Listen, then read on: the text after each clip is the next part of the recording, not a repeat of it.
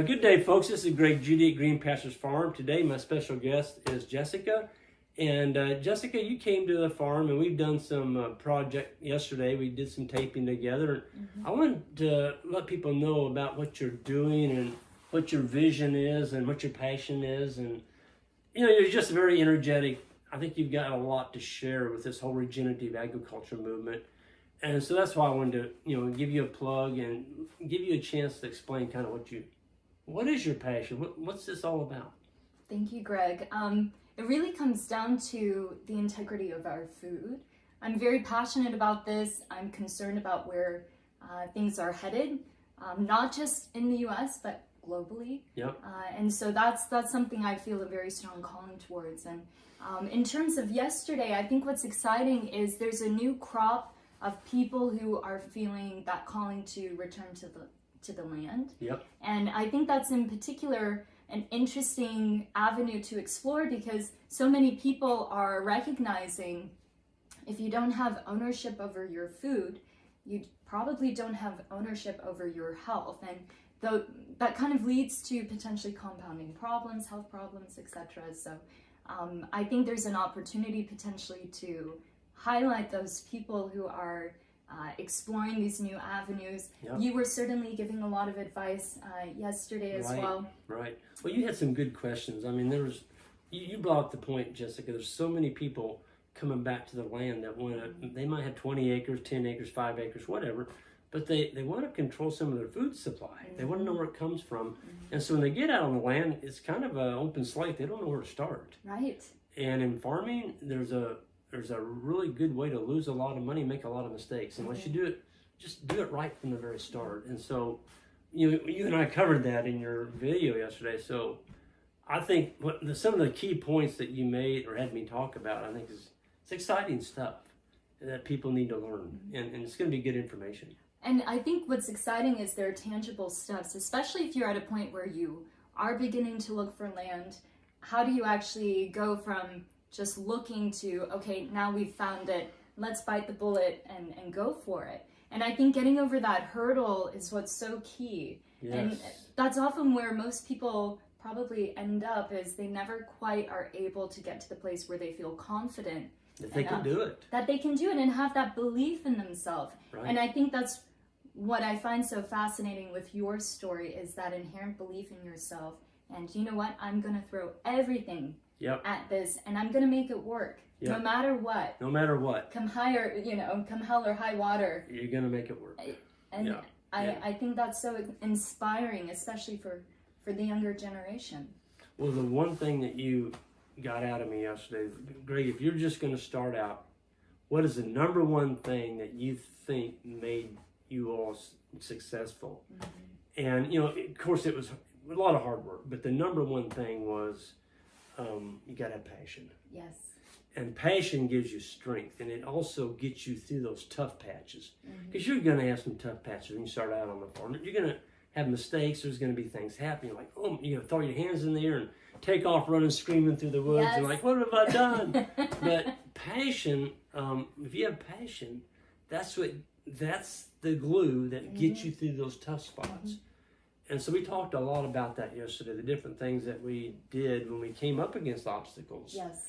And so you're kind of one of those. I mean, you've got some land, and you're at a crossroads kind of, we were talking there yesterday, you're like, what would you do? And so we talked about that some. And so I think it's going to be a good video that we shot, and some of the information on there. Where would people go to find something like that? I mean, what is your contact information on this? Right. So if you type into YouTube at County Clare Farm, so that's County COUNTY CLARE, so County Clare Farm. County. COUNTY. COUNTY. Yes. County Clare Farm. Got it. County Clare. The Clare is CLARE. Okay. So it's the Irish spelling. Okay, gotcha. County Clare Farm. And that'll get you there. That'll get you there. So you have to include the @ symbol at the beginning, otherwise... It's the @ is the very first symbol? Okay. In the search bar. Otherwise, there's a lot that comes up for County Clare. It's a county in Ireland, in Western Ireland. I've gone on geology field trips there. That's actually where my family comes from originally, so that was the inspiration for the name. And you are a geologist. I am a geologist, and that's kind of what's paying the bills right now. Yep. Hey, don't apologize for that, Jeff. I worked in town for 29 years, and I tell people, you know, when you're starting out, you buy, especially young folks, don't be ashamed of having an off-farm job to get started, because it will help you get over those humps. It's you and I were talking today, Jessica. It's expensive. How does a young person get started today? No, exactly. I mean, you got to about lease land. You can't go out and spend $500,000 on land and be in debt the rest of your life. So, well, and that ethos around debt, I think, is absolutely central. Because if you get yourself into a hole, then you could very easily lose it. You could, especially with interest rates. Yes. You know, they can get pretty high like they are today. So, I think the best thing is, you know, you got to have a home base, so to speak, where you're going to live, but don't drop your home nest egg in there. Yes. Keep that nest egg. I say keep some powder dry.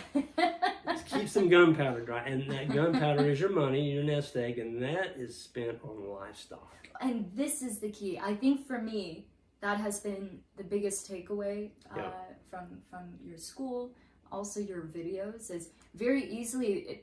There's certainly an allure to, oh gosh, wouldn't it be great to build a new shed? Yes. And put in a nice gravel drive on the farm, and you know, I think a lot of this is calling and speaking to you, and you have this vision in your head. Gosh, wouldn't it be great if the farm looked like this? Yes. As opposed to, you know what, let's focus on what's actually generating cash flow.